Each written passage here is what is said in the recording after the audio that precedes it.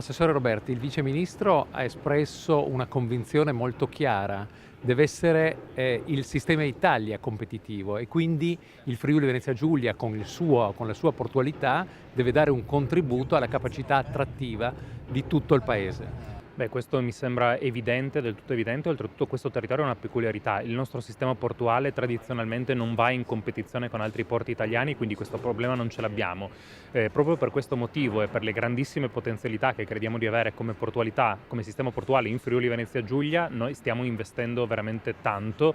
sul sistema portuale, sia dal punto di vista politico, sia dal punto di vista dei rapporti istituzionali, ma anche dal punto di vista economico. Oggi siamo al porto di Monfalcone, vicino ad un canale che vedrà un importante intervento sostenuto economicamente dalla Regione Friuli Venezia Giulia per 16 milioni di euro, che consentirà il dragaggio e quindi la possibilità di accesso molto più agevole a navi con un pescaggio maggiore, ma abbiamo anche degli interventi ormai prossimi al cantiere che riguardano il sistema ferroviario per garantire il trasporto delle merci, quindi la possibilità appunto di scarico molto più agevoli, di trasporto molto più agevole delle merci su rotaia. Quindi insomma ci crediamo e pensiamo che sia giusto sviluppare, perché